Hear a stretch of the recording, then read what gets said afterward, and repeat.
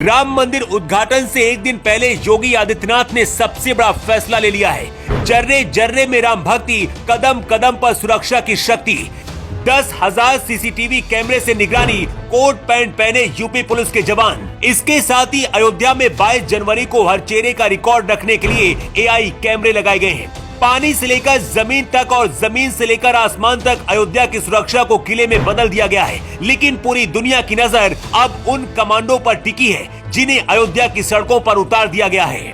भारतीय सेना से उस सबसे भयानक हथियार को भी अयोध्या भेज दिया गया है जिसे इजराइल के आयरन डोम से भी ज्यादा खतरनाक बताया जाता है। ये हथियार पहले दुश्मन को आसमान से देखता है और इसके बाद black cat commando target set करते हैं। सबसे पहले आप इन ब्लैक कैट कमांडो के बारे में जान लीजिए जिन्हें अयोध्या में उतारा गया है।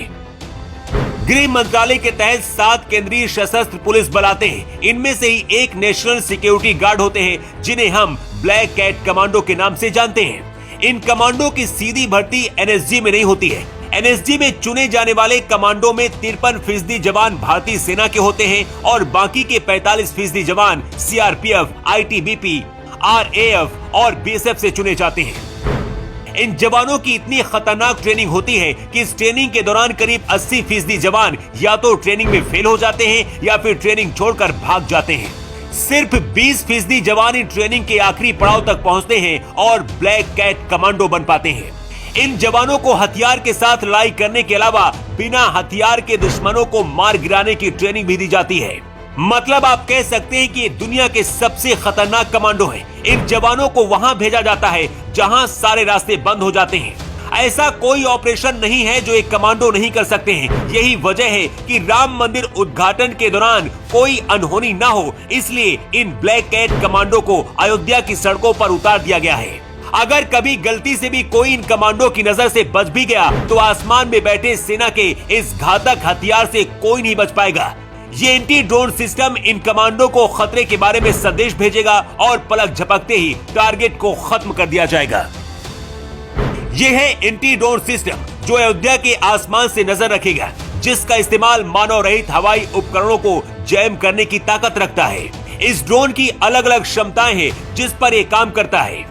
यह टेक्नोलॉजी रेडियो फ्रीक्वेंसी के जरिए दुश्मन ड्रोन की पहचान करती है। ड्रोन को जैसे ही हवा में कोई संदिग्ध बात नजर आती है तो ड्रोन के जरिए इसकी जानकारी इन कमांडो को मिल जाती है। इसके बाद क्या होगा बताने की जरूरत नहीं है। जिस तरह से इजराइल का आयरन डोम काम करता है उससे भी ज्यादा खतरनाक है। इसके साथ ही एआई कैमरे भी अयोध्या में लगाए गए हैं। अगर कोई हादसा या फिर घटना हुआ तो ये कैमरे हर चेहरे को अलग अलग पहचानने की ताकत रखते हैं। इसके साथ ही खुफिया एजेंसी भी हर वक्त अलर्ट है। लेकिन अगर आप 22 जनवरी को अयोध्या में घुसने की सोच रहे हैं तो आपको कुछ बातें जरूर जान लेनी चाहिए। अयोध्या 21-22 जनवरी को आम जनता के लिए बंद रहेगी। 22 जनवरी को बिना निमंत्रण वाले लोगों को भारी परेशानी हो सकती है। सुरक्षा में सीआरपीएफ से लेकर यूपी पुलिस की तैनाती की गई है। भारी वाहनों की आवाजाही पर इस दिन रोक रहेगी। पूरे शहर में 10,000 से ज्यादा सीसीटीवी कैमरे हर हलचल पर नजर रखेंगे। पहली बार यहाँ चेहरे की पहचान करने वाले एआई कैमरे लगाए गए। रामलला की प्राण प्रतिष्ठा के दौरान देश की कई बड़ी मशहूर हस्तियां जुटेंगी, इसलिए जमीन ही नहीं आसमान से भी मुस्तैदी रखी जाएगी। अयोध्या में लगभग 13,000 से अधिक सुरक्षा कर्मियों का अभेद सुरक्षा घेरा होगा। यूपी एटीएस के कमांडो और जवानों के साथ आर्टिफिशियल इंटेलिजेंस और एंटी ड्रोन सिस्टम के जरिए इसे और भी ज्यादा मजबूत और घातक बना दिया गया है। आधुनिक हथियारों से lace commando bullet proof marksman गाड़ियों के जरिए निगरानी रख रहे हैं। जमीन से लेकर आसमान और सरयू नदी के तटों पर कड़ी नजर रखी जा रही है। आईबी और रॉ के अधिकारियों ने भी अयोध्या में डेरा डाल रखा है। इसी बीच सीएम योगी आदित्यनाथ ने 22 जनवरी को यूपी में अवकाश का ऐलान भी कर दिया है ताकि हर कोई अपने घर में बैठकर रामलला के दर्शन कर सके।